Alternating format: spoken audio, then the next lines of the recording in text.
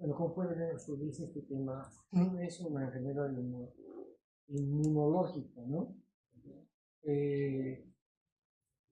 Y su inmunización materno-fetal. A ver, vamos a ver en qué consiste esto.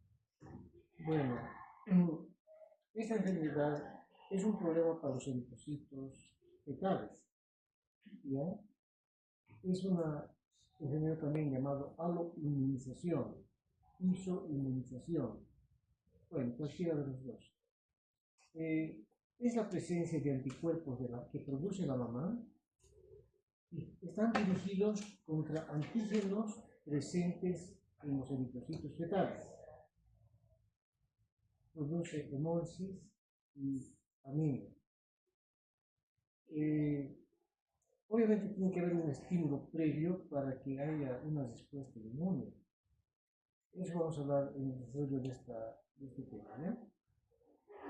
Entonces, lo cierto es que en la evolución natural de la enfermedad, el feto termina con anemia.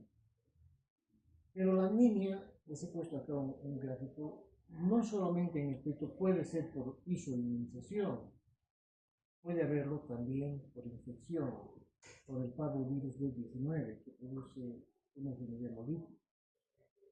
También pueden tener defectos en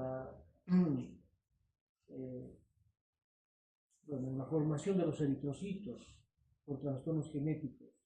También puede haber anemia, pero no es relevante en nuestro medio. Y alguna vez puede haber anemia en efecto porque se ha roto la placenta, se ha roto el término de que un cotiledón, por cierto motivo frágil, se ha desintegrado en su superficie y el feto ha perdido eritrocitos que entran a la vesícula o al endometrio y de aquí a la circulación materna. Pocas veces pueden ver hemorragias fetomaternas, pero entre las pocas veces que hemos visto, un bebé nació con anemia severa, y murió después. Se rompió varios cotiledones probablemente mal perfundidos y su sangre del feto, porque la placenta maneja en su masa interna, maneja eritrocitos fetales, y terminó exsanguineándose el pitito y murió. Bueno, la isoinmunización materno-fetal se produce porque anticuerpos maternos pasan a la placenta, ¿no? Pasan a la placenta e ingresan en la circulación del feto. Estos anticuerpos se unen a los antígenos, en este caso al RH, al antígeno RH, y producen una anemia, ¿no? Hemólisis, y después anemia, y es una enfermedad hemolítica del feto, y también llamada, o sucede también esta hemólisis en el recién nacido. En respuesta a esta hemólisis del bebé, masiva muchas veces, la médula ósea del feto produce y libera a la circulación células jóvenes, ¿no? Prácticamente blastos eritrocíticos, llamados eritroblastosis fetal. Bueno, como los antiguos hicieron un análisis de la sangre del recién nacido y encontraron células jóvenes eritrocíticas en la circulación, lo llamaron también con otra denominación llamada eritroblastosis fetal, ¿ya? Células jóvenes por la crisis es como mandar a la guerra adolescentes, ¿no? Los soldados ya murieron y hasta niños pueden mandar a la guerra, ¿no? Para defender. Más o menos un fenómeno sucede ahí en el organismo del bebé. La anemia generada por la hemólisis le afecta al corazón y el corazón empieza o ingresa en otra fase más complicada llamada insuficiencia cardíaca. Y cuando ya la insuficiencia es importante, se produce una anasarca llamada en obstetricia hidrops fetal, es una anasarca, ¿no? Y también les he puesto ahí una aclaración que hay un hidrops inmune, este es el caso, y hay un hidrógeno no inmune. Y el hidrógeno no inmune tiene otras causas, ¿ya? Por ejemplo, infección por parvovirus B19, ¿sí? Nada tiene que ver ahí la infección, el sistema inmunológico, sino el mismo virus se encarga de la hemólisis. Si no me dejo comprender, me van a pedir alguna aclaración, ¿no? Se conocen muchos antígenos en los eritrocitos, muchos, y más o menos 360 antígenos, de los cuales uno o alguno de ellos, los que tienen mayor inmunogenicidad, puede ocasionar enfermedad hemolítica. Aquí en este gráfico se les ha puesto algunos antígenos, es la membrana de un eritrocito, y estos son los más relevantes, ¿no? El RH, el KER, el DAFI, y cualquiera de ellos, aunque otros son más mayores de acción inmune ocasionan, pero cualquiera puede producir una reacción inmune en la madre, previamente sensibilizada. El feto hereda de su progenitor paterno algunos de estos antígenos que puede ocasionar enfermedad hemolítica. Pero afortunadamente es muy baja la posibilidad de que un niño que heredó un antígeno del padre que no está en la madre ocasione una respuesta inmune y una anemia hemolítica. Por eso la isoinmunización, que la madre esté sensibilizada a los eritrocitos del feto, es poco frecuente. Aquí tenemos 5 puntos que estamos señalizando, es que pocos antígenos hay que sean incompatibles entre la madre y el feto, porque los mismos antígenos, la mayoría de los antígenos que tiene el feto y que lo heredó del padre, los tiene la madre, la mayoría de los antígenos. Por eso hay baja asociación de incompatibilidad.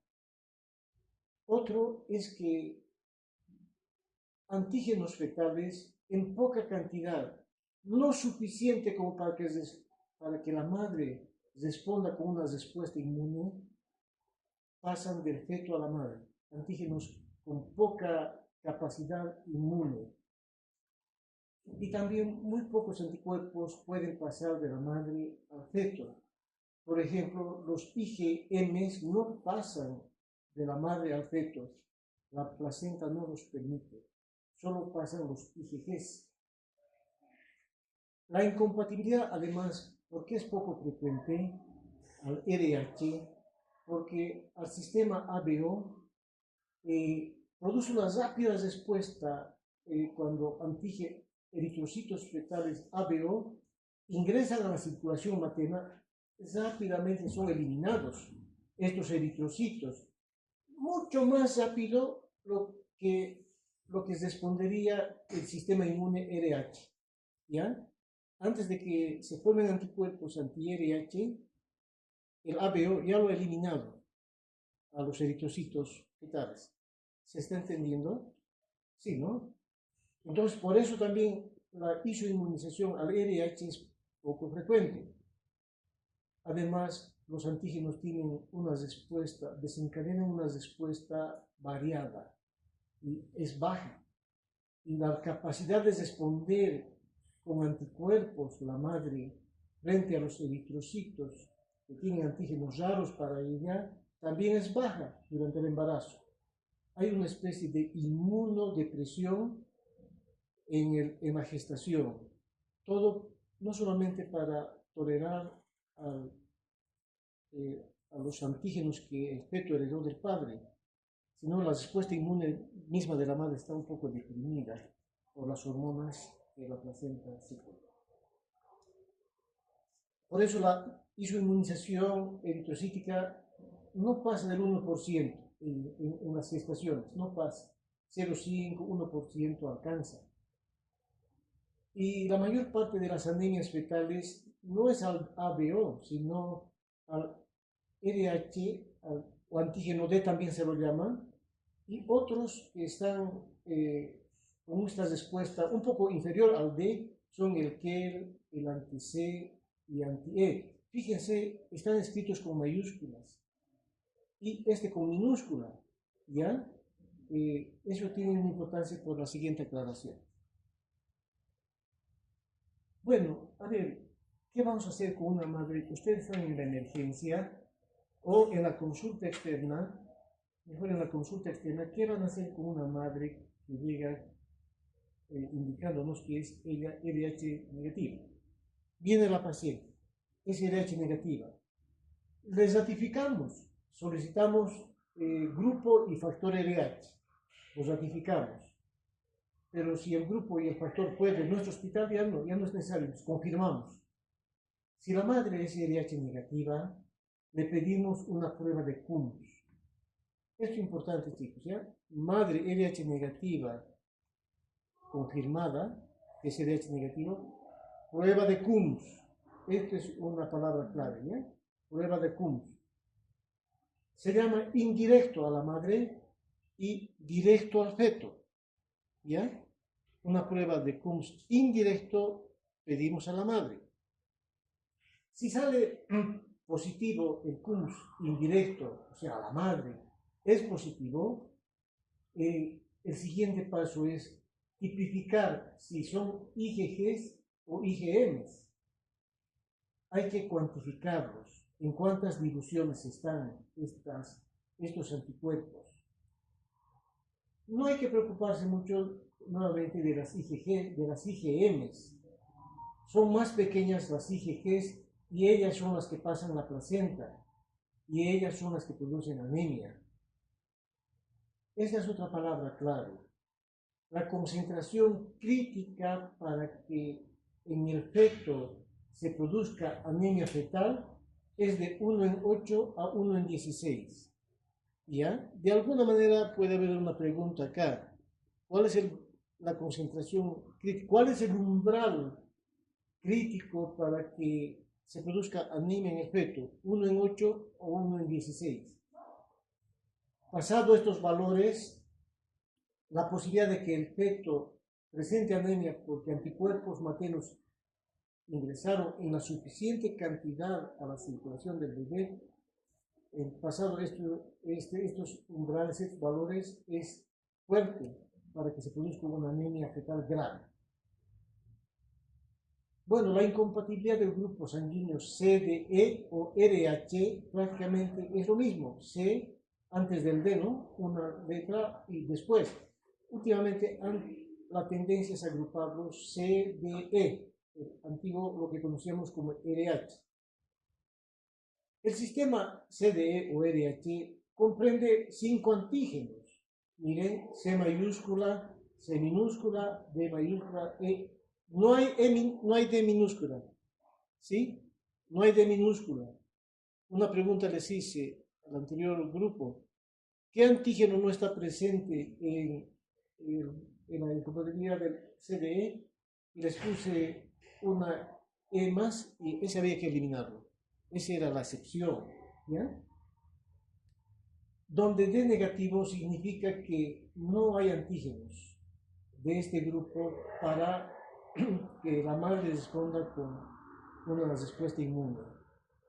Las personas que son, las madres que son D negativas, se pueden sensibilizar tan solo con una décima de ml.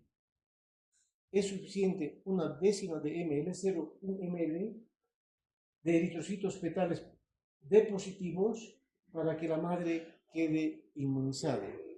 ¿Ya?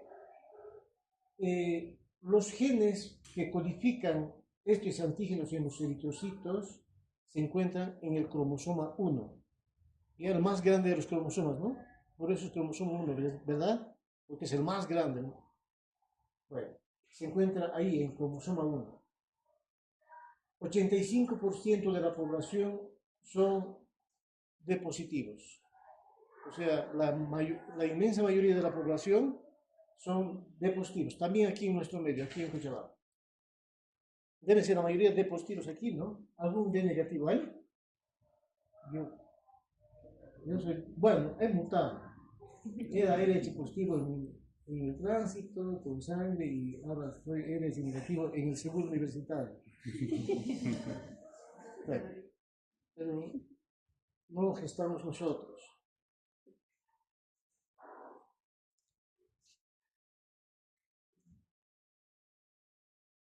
La prevalencia de isoinmunización al antígeno D como complicación del embarazo nuevamente es del 1%, les dije, pero también les dije del 0,5 al 1%, miren, ratificado. La probabilidad, la posibilidad de que una madre D negativa se sensibilice al D positivo sin vacuna es del 16%, tan solamente. Y a ver, una madre D negativa con un feto D positivo tiene un parto, la posibilidad de que se sensibilice esa madre al antígeno D no pasa del 16%, ¿ya? Es baja, de los cuales el 2% se sensibiliza en el parto. ¿Por qué? Porque en el parto es donde donde se experimenta mayor hemorragia del feto a la madre, ¿ya? Durante el trabajo de parto, las contracciones uterinas pueden hacer que algún cotiledón se rompa, entre comillas, y eritrocitos fetales pasen a la decidua, al endometrio, y de aquí a la circulación materna. Por eso, un 2% es la posibilidad de que se sensibilice en el parto y un 7% lo haga en los siguientes 6 meses. Pero la predisposición a la sensibilización queda en un 7% aún para el siguiente embarazo. ¿Ya? Con eso sumamos el 16%, ¿ya? 2% en el parto, 7% en los 6 siguientes meses y 7% la predisposición está ya tendida para el siguiente embarazo. Cuando, mire, el 16%, ¿no? Cuando hay una incompatibilidad al grupo ABO, esa puertita podría cerrar, ¿no? Esas chicas hablan más fuerte que yo. Miren si la mamá es RH negativo, pero son incompatibles en el sistema A o B, la posibilidad de que se sensibilice la madre RH negativa reduce al 2%. ¿Por qué? Porque los eritrocitos fetales que están circulando en la circulación materna son hemolizados por el grupo ABO. Antes que reaccione el sistema, antes que se formen anticuerpos para el VIH. ¿Se está entendiendo? Parece que sí, ¿no? Otros eventos por los cuales la madre se puede sensibilizar siendo RH negativa son en las hemorragias de la primera mitad. O sea, el aborto, la mola, el ectópico.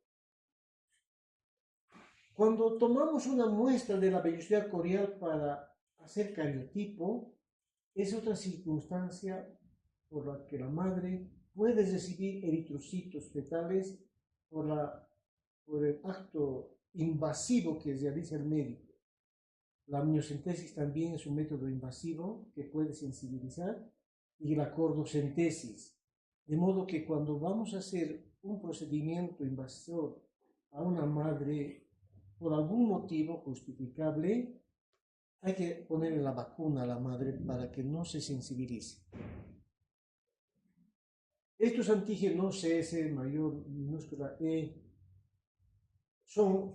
ocasionan mayor respuesta inmune y que pueden ocasionar que se llama una respuesta inmune en la madre. De estos tres, este es el peor, el anti-E. Pero de este grupo, del CDE, después del D, el E.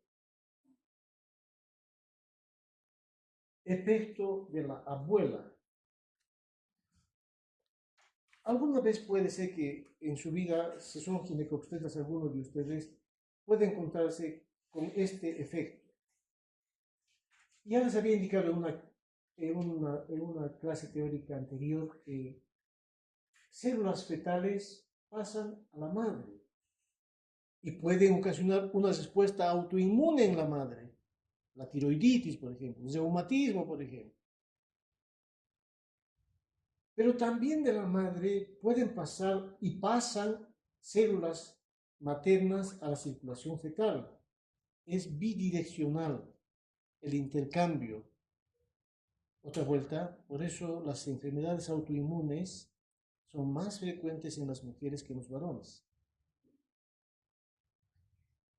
De esta manera, un feto que es D negativo, el feto es una niña y es D negativo, y recibió de la madre eritrocitos D positivos, puede desarrollar una isoinmunización. Pasa muy rara vez, pero ahí está la explicación por los que una madre primeriza siendo RH negativa, se embarazó, en teoría no debería generarse una respuesta inmune contra su bebé, contra sus eritrocitos fetales, pero desarrolla. ¿Sí? Eso es un fenómeno muy extraordinario y se lo llama el efecto de la abuela. ¿Ya? Entonces, en el primer embarazo puede haber hemólisis por efecto de la abuela. ¿Se entendió? ¿O no?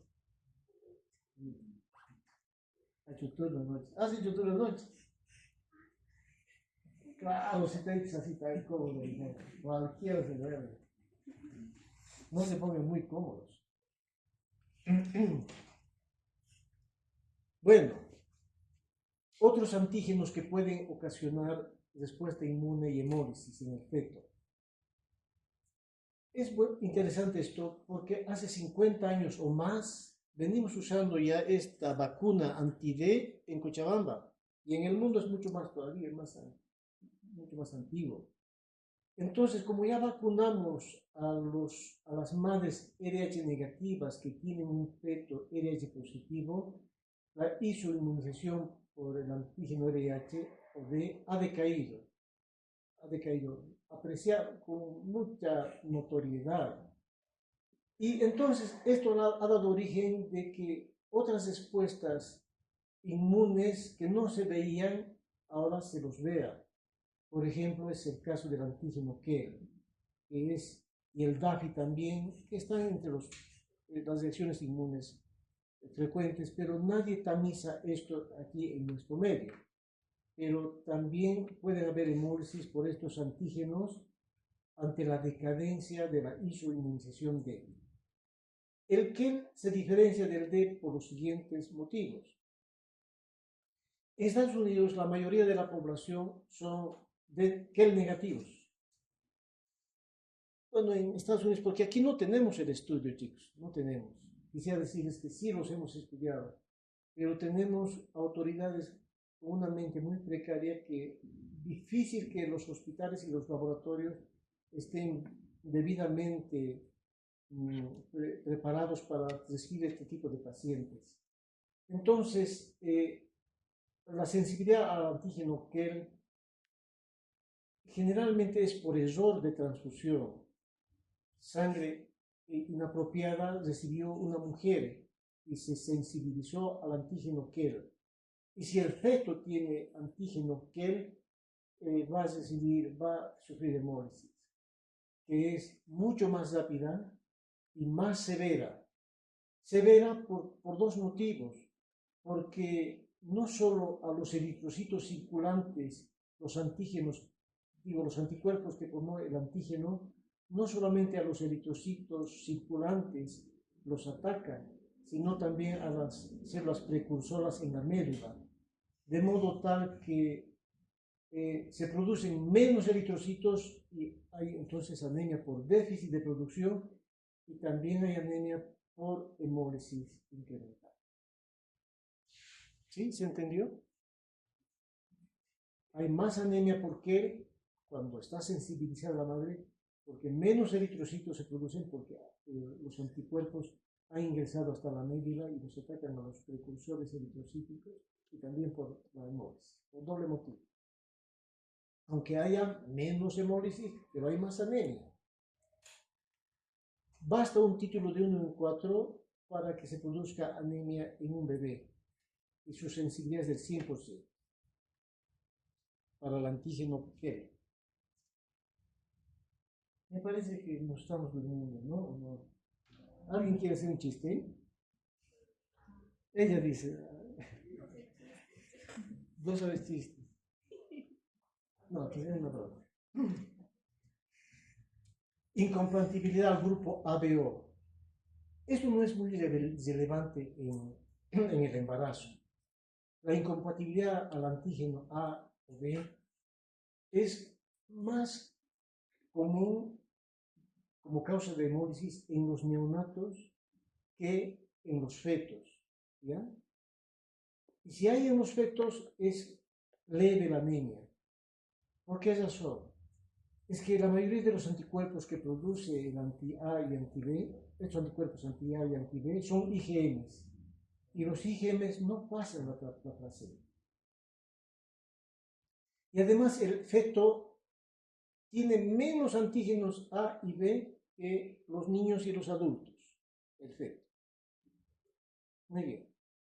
Un 20% de los neonatos tienen incompatibilidad por heredado de su padre, ¿no? Un 20% heredó el grupo sanguíneo ABO y solo el 5% de ellos se ve afectado clínicamente. Y generalmente si tiene anemia, afortunadamente es leve. La afectación difiere del CDE por los siguientes aspectos. Miren, esta anemia es diferente de esta anemia por lo siguiente. Primero, la incompatibilidad ABO puede observarse en las madres primerizas. Su neonato entra en anemia, puede verse en ellas. ¿Por qué? Porque a diferencia del CDE, el antígeno D, que se produce en la segunda gestación o más, generalmente,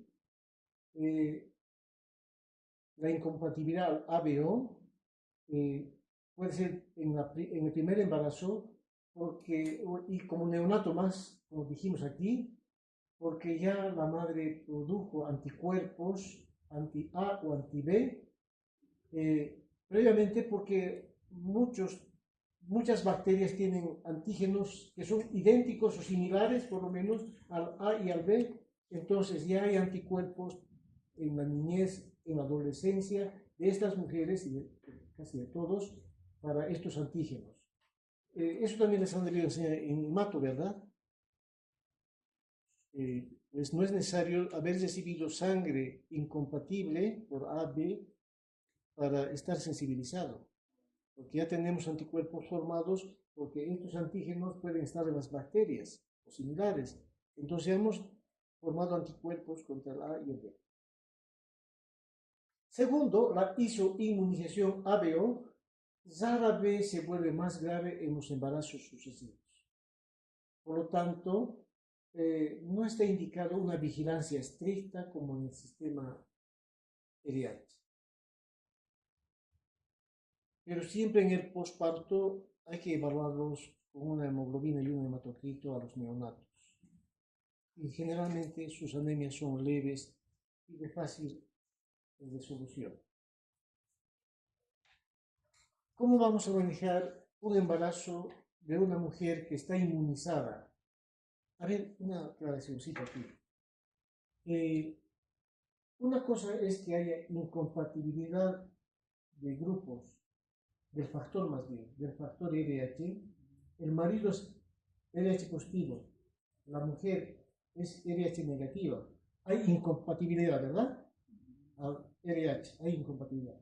Una cosa es eso, y otra cosa es que la madre esté sensibilizada ya, que tenga anticuerpos ya contra el RH. Cuando una primeriza va a ingresar a la emergencia, marido RH positivo, ella es RH negativa, se pone en su diagnóstico incompatibilidad al RH. ¿Sí? Eso es su diagnóstico, incompatibilidad. No se pone isoinmunización. Bueno, ahora se pone isoinmunización si la madre ya tuvo, digamos, su cuarto embarazo y el segundo y el tercero han salido anémicos. por hemólisis. Entonces la madre tiene ya anticuerpos contra el RH. Eso se llama isoinmunización. Ya está inmunizada la madre. ¿Se nota la diferencia? Sí, ¿no? Una cosa es que sean incompatibles y otra cosa es que ya la madre esté sensibilizada. De eso se trata esto, la isoinmunización. ¿Cómo vamos a manejar? Hasta el 30% de los embarazos isoinmunizados D presentan, afortunadamente la mayoría, solo una anemia leve a moderada.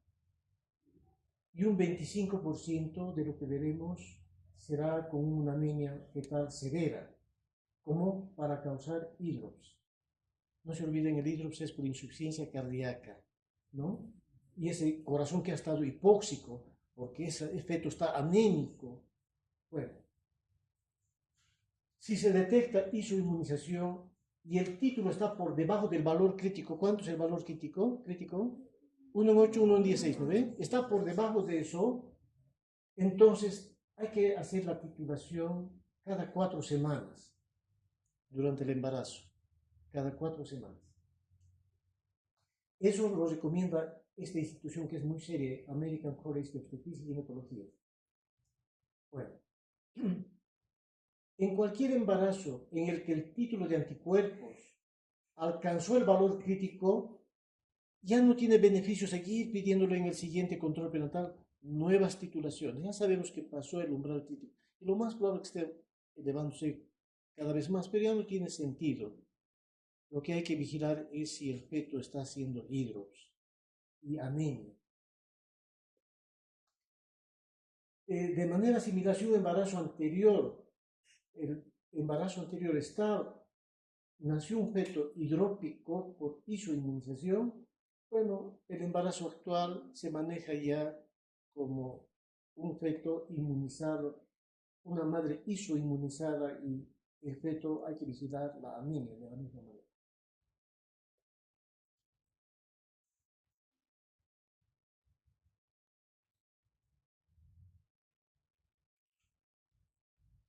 Bueno, eso era en la madre, titular los anticuerpos. ¿Qué vamos a hacer con el feto? Hay que evaluar el riesgo de anemia. Los anticuerpos maternos anti-D indica que la madre está sensibilizada, que tiene anticuerpos anti-D. Pero no indica eso si el feto es D positivo o D negativo. Porque hasta un 40% de las mujeres embarazadas D negativas tienen también un feto D negativo. Madre isoinmunizada, un 40% hay de que su feto sea D negativo también, y el embarazo dejó de correr riesgo. Una madre, mire, este dato también es importante, una mujer isoinmunizada, o sea, sensibilizada por un embarazo anterior, sus títulos de anticuerpos pueden aumentar durante el embarazo actual, incluso si el feto es D negativo, como una especie de respuesta amnésica, una respuesta de memoria, ¿no? Ahí queda una memoria inmune. Entonces puede elevar las titulaciones, pero no es preocupante porque el feto es D negativo. No va a haber anemia fetal. Por otra parte, en una pareja blanca donde la mujer es D negativa, un 85% de posibilidades de que su marido sea D positivo. El hombre, la pareja sea D positivo. Pero de ese 85%, un 60% es probable que el marido sea heterocigoto. ¿Ya? Y por lo tanto, solo la mitad de ellos, el 50%, estarán predispuestos a una enfermedad hemolítica. No sé si se entiende eso. ¿No? ¿Se entiende? Bueno, tenemos dos cromosomas 1, ¿no es cierto? Un cromosoma puede tener el gen para el RH y el otro cromosoma no. Entonces, 50% se reduce, ¿no es cierto? la posibilidad de heredarle al niño. Pero en sumas globales, el 60% de los padres son heterocigotos.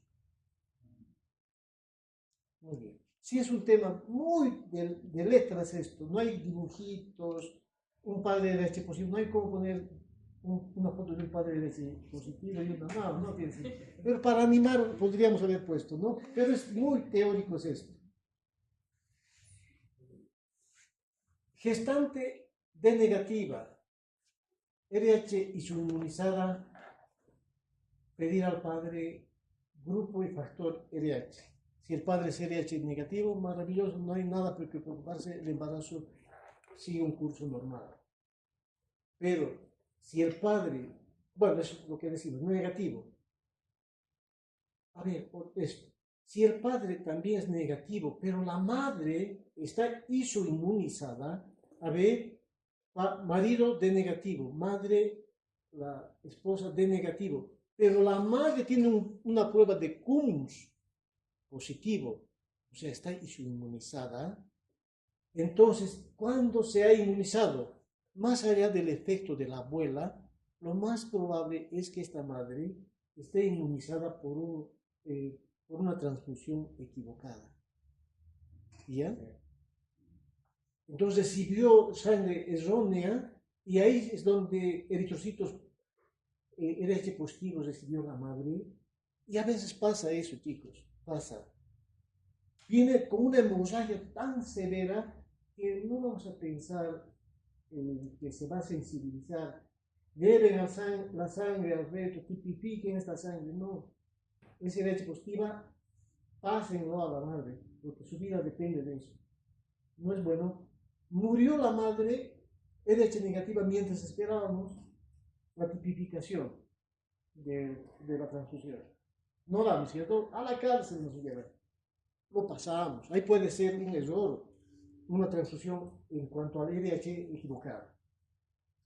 Si el padre es RH positivo, hay que determinar si los dos cromosomas tienen el gen para RH. Eso significa determinar la sigosidad del antígeno B, ¿no? En el cromosoma 1. Pero no es necesario ahora hacer esto en los cromosomas, sino la sangre del padre y de la madre se puede tipificar porque fragmentos de ADN ya nos indican si es homo o heterocigoto el padre, la madre y el feto incluso, ¿ya? Incluso del feto. Si el padre es D positivo, determinar el factor RH fetal. Hay que sacarle sangre al feto. ¿Y cómo? Bueno, se hacía antes por amniocentesis para ver si el feto es D positivo o D negativo. Se hacía esto por amniocentesis, por PCR de los aminocitos. Pero hoy está solucionado esto, solo que esto es muy caro. Hoy en la sangre materna que circula, en cuya sangre circula ADN del feto libremente, se puede determinar si es el feto D positivo. No solamente para el DEP, sino para el DEP, DAF, como vamos a ver acá. Y tiene una sensibilidad alta, 99%, evitando procedimientos invasores.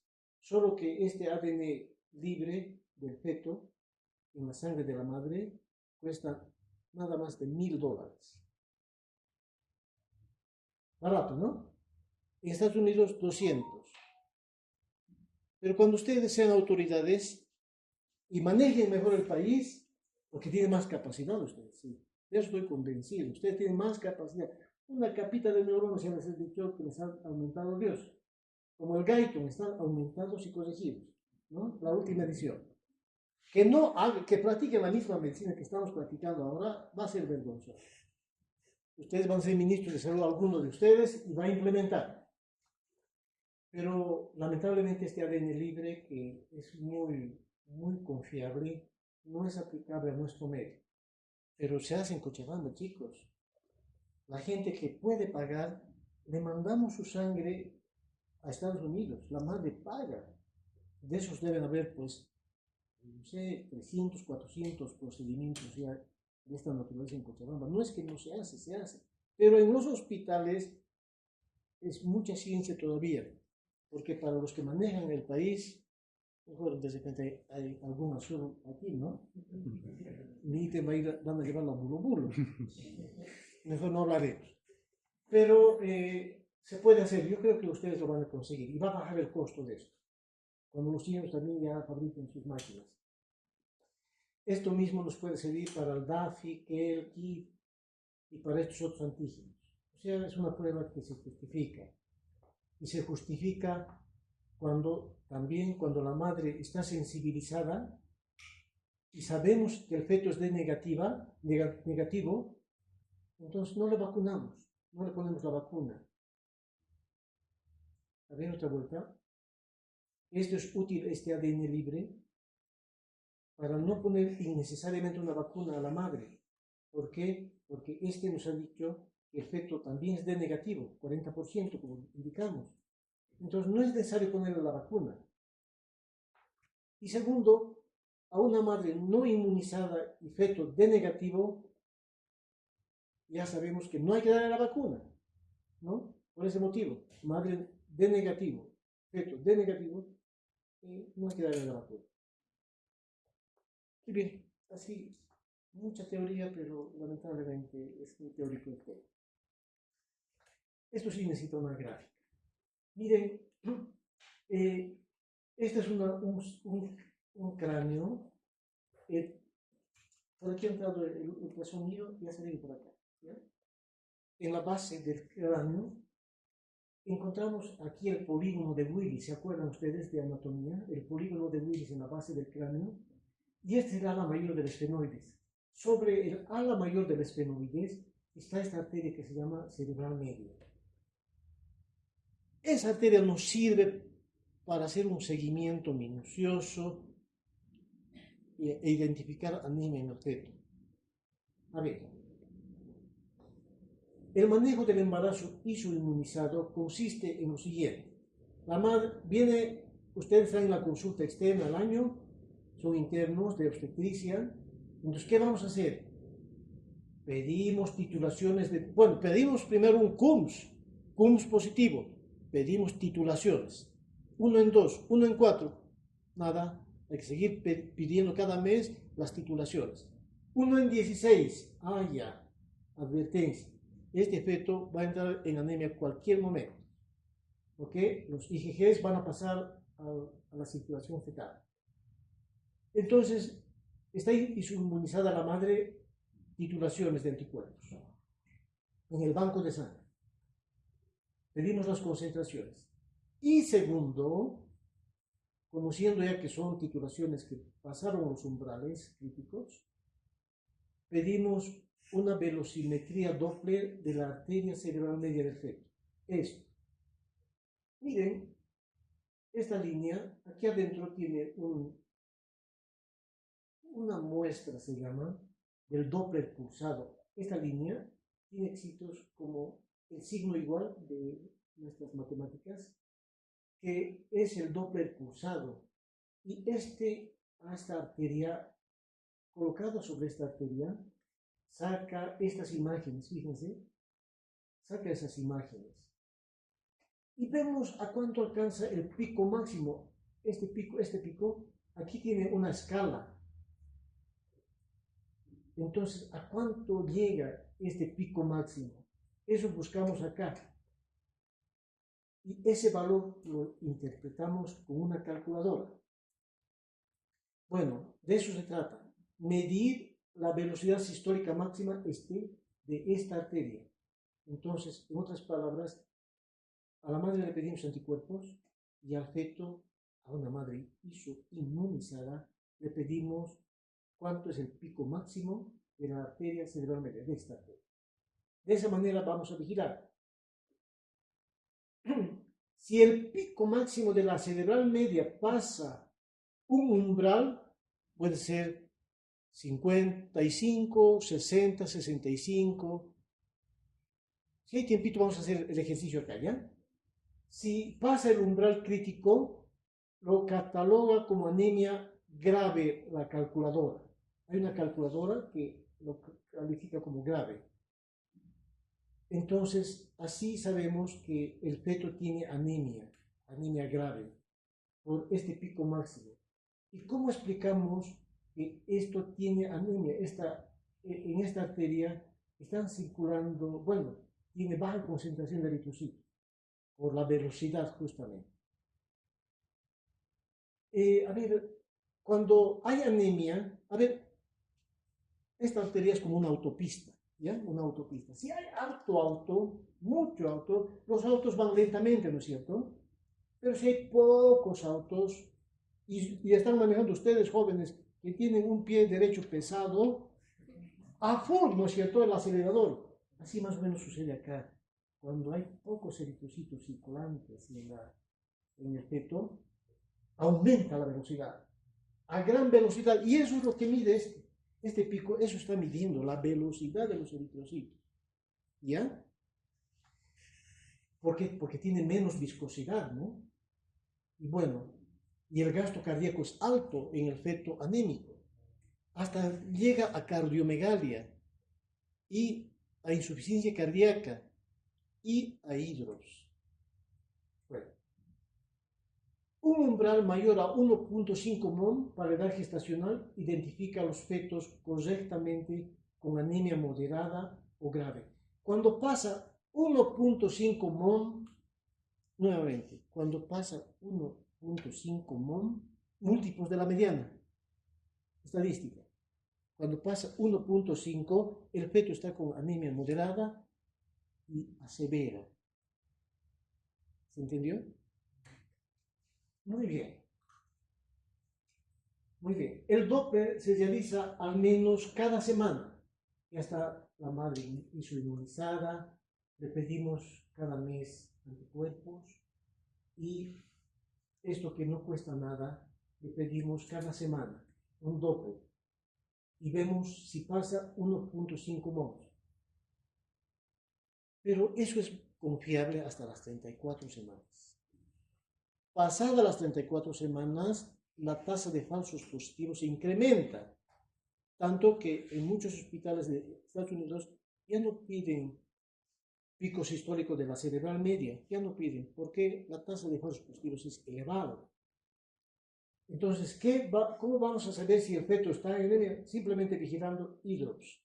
Si empieza a acumular líquido, como desame pleural, como ascitis, como edema cutáneo, esos hay que vigilar, una señal de hidrops. Es lo que estamos buscando cuando pasa las 34 semanas. Pero si pasa las 34 semanas y hay signos de hidrops, sáquenlo al feto, que va a estar mejor afuera que ahí adentro. Pero es 20 semanas, a ver, ¿cuántas semanas? 29. No lo vamos a sacar al feto porque se va a morir con toda seguridad, por muy prematuro. Entonces, ¿cómo vamos a manejar? Transfusiones.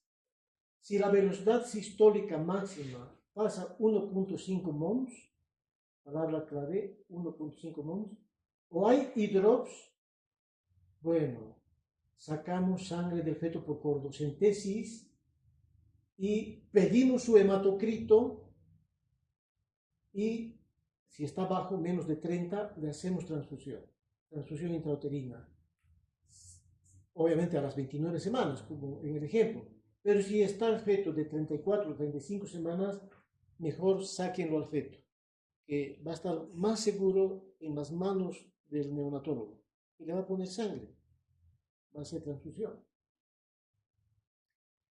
La transfusión siempre debe ser en el cordón, excepto que la vena del cordón, la vena umbilical del cordón, sea muy delgada y no pueda ser abordada. Si fuera ese el caso, se depositan la transfusión, los eritrocitos de la transfusión en la cavidad peritoneal del feto. Y de ahí se absorbe. Pero de preferencia una transfusión en el cordón. Pero ¿qué características tiene que tener la sangre que vamos a transfundirle al feto? Bueno, primero que cuando es el hematocrito menor a 30%, transfundirlo. Y si está con hidrops, lo más probable es que el feto tenga un hematocrito de 15 o menos por ciento. Si estos eventos están sucediendo, hay que ponerle sangre, no pues RH positivo, porque esa sangre es el conflicto, por esa sangre o ante esa sangre se ha generado el conflicto, sino pasamos RH negativo, lo que tiene la madre, pero con un hematocrito alto, del 80%, porque para evitar este feto ya está manejando mucha volemia, pero anémica. Está con una hipervolemia anémica. Y si le pasamos sangre entera, aumentamos la volemia y precipitamos la insuficiencia cardíaca, porque ese corazón no va a aguantar. Por eso, más concentrados los eritrocitos. Y obviamente que no tenga citomegalovirus, ¿ya? Que puede empeorar todavía el problema porque afecta al corazón el citomegalovirus del feto. ¿Cómo transfundir? Hay calculadoras. Si nos alcanza el tiempo, vamos a hacer el ejercicio. Wow, no creo que nos alcance. Bueno, pueden requerirse, un feto puede requerir hasta 2 transfusiones, o de repente un poco más. La segunda transfusión no hacer con 1.5, sino con 1.7 monos. No sé si me han entendido de los monos, pero tentado de mostrarles, pero el tiempo nos va a comer. Resultados. 95% sobreviven por la transfusión y puede haber complicaciones, sin embargo. Se muere el bebé un 2%, por sufrimiento fetal una cesárea de emergencia en 1%, por amniocentesis que haga infección y o produzcamos por amniocentesis ruptura prematura de membranas, un 0,3%. O sea, no todo es blue. Pueden haber complicaciones desagradables. La tasa de muerte fetal supera el 15%, miren, 15%, si la transfusión se tuvo que realizar antes de las 20 semanas. Si la hemólisis fue masiva antes de las 20 semanas, la mortalidad asciende al 15%, y no al 5% como decíamos acá. ¿Ya? Aumenta la mortalidad. Incluso fetos hidrópicos con transfusión pueden sobrevivir en un 80%, cuando es adecuado y sale adecuadamente el manejo de la transfusión. Pero también no hay mortalidad, pero hay morbilidad. A largo plazo, 5% de estos bebés tienen algún grado de discapacidad, y grave.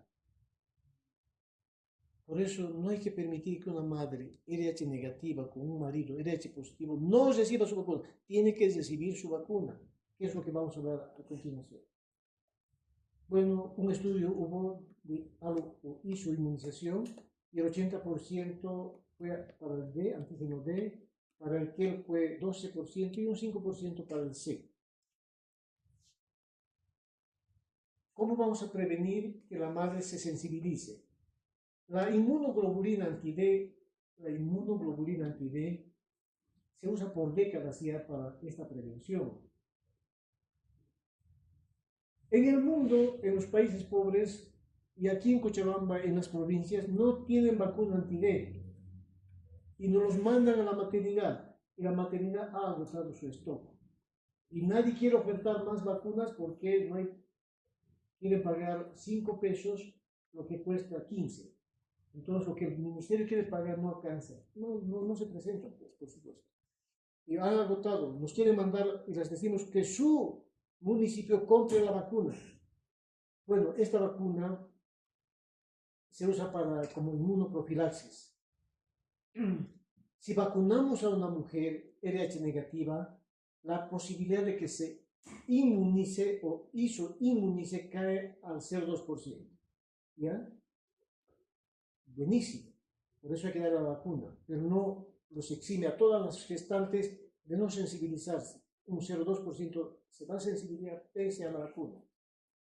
La hemorragia feto-materna en el parto es la mayor causa de que la madre se sensibilice en el parto. La hemorragia del feto a la madre, mejor, de la placenta a la madre, ¿ya? Porque la placenta maneja sangre fetal. Es en el parto donde sucede el mayor episodio de sensibilización para la madre.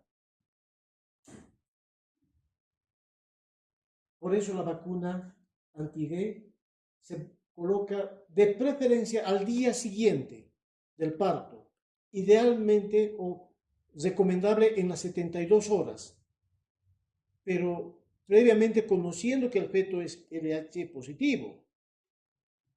Sale el bebé, es una primeriza D negativa, sale su parto, hacemos la cesárea, grupo y factor al feto, al neonato en este caso. LH negativo no hay nada que hacer, no hay vacuna. Es LH positivo el feto, vacuna a la madre. Al día siguiente o en las 72 horas. Si por algún motivo no se colocó la vacuna, por omisión, se olvidaron, se confundieron, y viene a la siguiente semana al retiro de puntos, al control de su epicio, pasa esto por si acaso, el interno se olvidó darle la receta, el interno es culpable de todo. ¿Qué va a hacer el año vos, hijo? Interno, ¿no ves? Eres culpable de todo. Si el interno se olvidó de escribir o hacer firmar por el jefe, entonces a la semana, hasta los 28 días, algún grado de protección todavía le va a ofrecer a los futuros embarazos de la vacuna.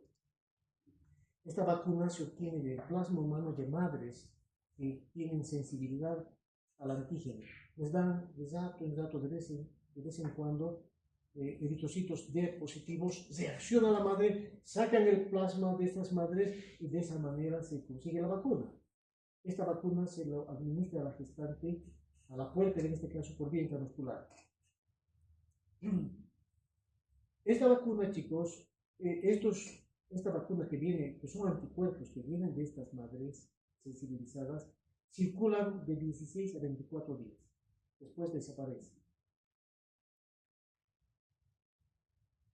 Su dosis es 300 miligramos, más miligramos, picogramos, 300 picogramos, o en unidades 1500, ¿eh? 1500. Protege a la mamá esta vacuna, incluso cuando la hemorragia ocasionó un ingreso hasta de 30 ml, hasta de 30 ml en la madre. Hasta de 30 ml.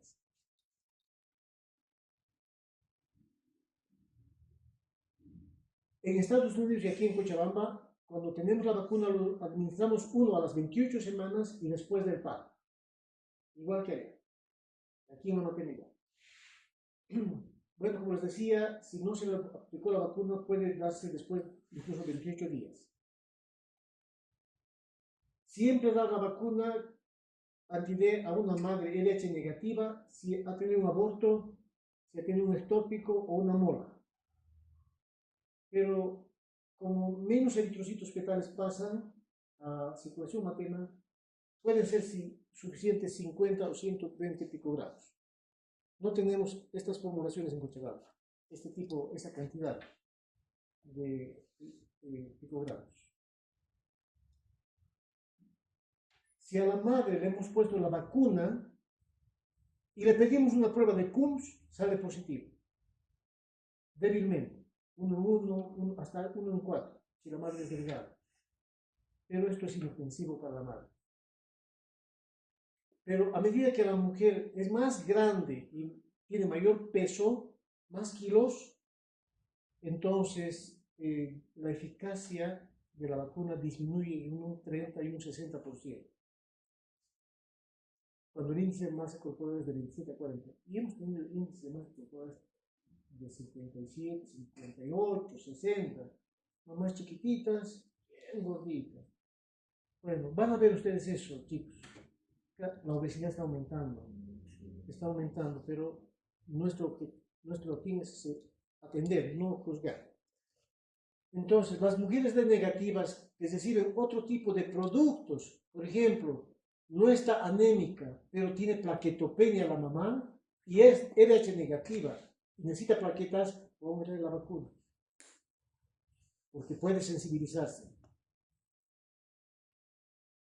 Si le ponemos a las 28 semanas la vacuna a la mamá, que son IgGs, van a pasar estos IgGs al feto y nos dan un CUMS directo. No se olviden, CUMS indirecto en la madre y CUMS directo en el feto. Entonces, si obtuviéramos sangre del feto, es positivo, CUMS directo positivo por esta vacuna. Pero es tan poca la concentración de estos anticuerpos que no ocasionan hemólisis de manera clínica o que sea importante. 2 a 3% de cada 1000 embarazos, en 2 a un 3% el volumen de sangre que puede entrar a la madre no es 30 ml, puede ser más. Entonces, esas madres que recibieron más de 30 ml, hay que darles de repente un poco más de vacuna. Pero es bien difícil determinar nuestro número. Eso es todo, chicos. Si quieren hacerme preguntas, si tienen tiempito, quieren hacer el cálculo, o cómo está la moral. ¿Tienen clases? No, dicen. ¿Quieren hacer un ejercicio? Sí. Nunca van a ver esto, por si acaso. Solo esquematelo que tal es el que hace aquí. Y pues, vamos a hacer un ejercicio. Calculador.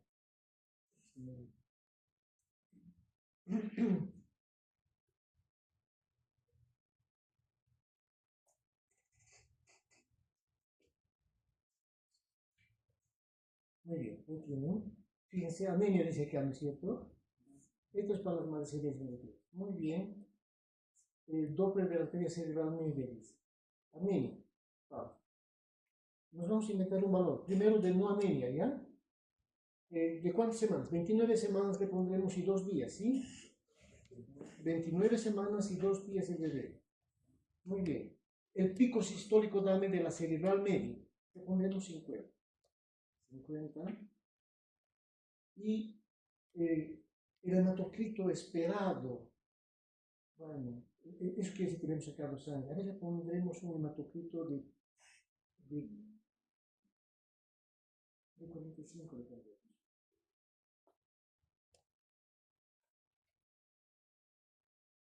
Miren ahí abajo, dice, anemia leve, dice, ¿no? Ahora vamos a subir el pico sistólico de la cerebral media. Que sea 50, 60, que sea. Anemia moderada. Miren, MOM, ahí, fíjense, MOM aquí dice, ¿no? MOM, miren, 1.56. Anemia moderada, 65.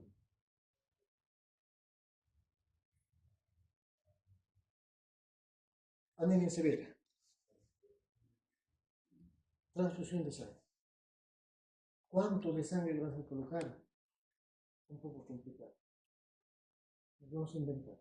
29 semanas, 2 días.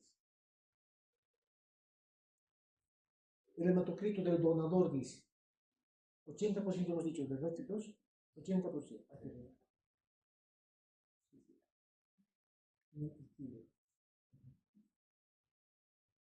¿Qué hematocrito deseas conseguir? Me dice. ¿A cuánto quieres llegar con tu hematocrito?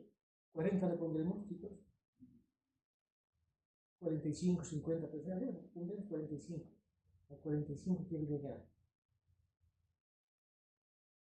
¿Y cuánto es el hematocrito observado? 25 lo pondremos. Y ese número. O ellos los quieren. Anímenme todavía. 25. Calcul, 72. ¿De dónde tienes vos la calculadora? ¿Quién te enseñó? Por eso les digo, tienen más cerebro más que yo. Miren, 72 ml de algo. De esa manera manejamos, chicos. ¿Y dónde van a manejar? Solo a mi hospital. Está en allí, al hospital. De la privada, allí lo van a mandar. Eso es lo que hacemos y ese procedimiento, ¿ya? Por eso le he pedido dar esta charla porque es lo que manejamos nosotros. Son 3 jeringas y medio más o menos de 20 ml, ¿no? Pero si podemos conseguir mayores concentraciones, mejor. Bueno, gracias, chicos.